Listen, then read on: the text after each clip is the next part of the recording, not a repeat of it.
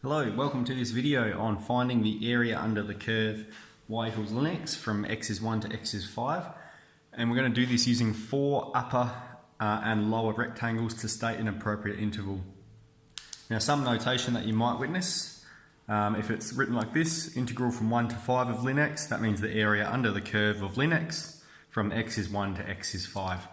So I've already gone ahead and drawn our two functions there. I've drawn the same function twice. One demonstrating the upper rectangles and the other demonstrating the lower rectangles.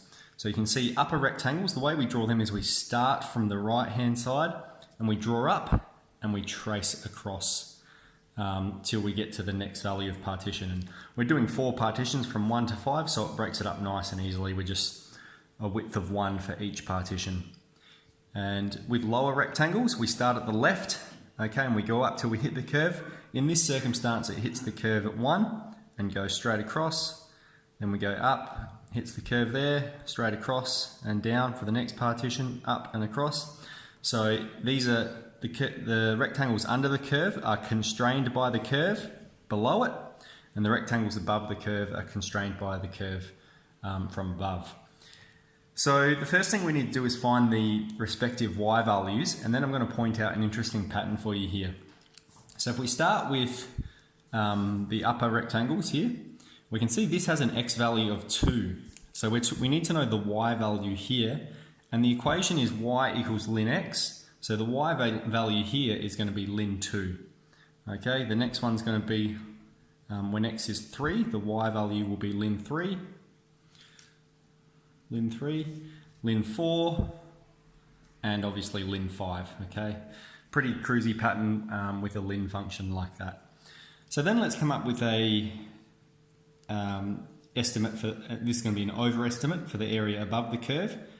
And so let's call the triangles ABCD, rectangles ABCD. Now they have a width of 1, and then the height is just their y coordinate respectively. So we have 1 times ln 2 for A.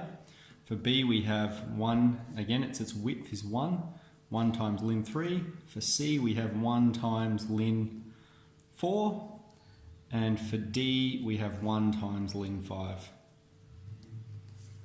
And so if we just simplify these, ln 2, ln 3, ln 4 and ln 5. And then if we want to make a statement about the total area, well, we remember one of our rules for ln is ln A plus ln B equals ln of AB. And so ln 2 plus ln 3 plus ln 4 plus ln 5 is going to be ln of 2 times 3 times 4 times 5. So 6, 24, 120. Okay, for our overestimate. So then let's have a go at our underestimate over here. We're talking about below the curve. And so the y value here is 0. So the first rectangle, A, there we'll call it, A has a height of 0. It is 1 times ln of, now it should be ln of 1, but ln of 1 is 0. So I'll just cross that out and put 0 there. It's 1 times 0. Its height is 0. Rectangle BCD. Now the height of rectangle B is ln 2. The height of rectangle C is ln 3. Rectangle 4 will be ln 4. Anyway, let's continue. We're at B, so we've got a width of 1, 1 times ln 2. For C, we've got 1 times ln 3. And for D, we've got 1 times ln 4. So the only rectangle that's not present is ln 5. Okay, everything else has just been shifted across one unit. So we got ln 2, ln 3, and ln 4. And then if we do the sum of all of those, the total area, again using that same formula, will be ln of 2 times 3 times 4. And so we've got ln of 24. And so then we can state an interval for the area.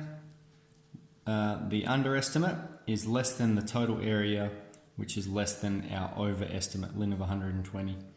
And we could write those as decimal numbers if we wanted to, but that's fine like that. We've got the exact numbers there, so that's fine. So that's how we do upper and lower rectangles.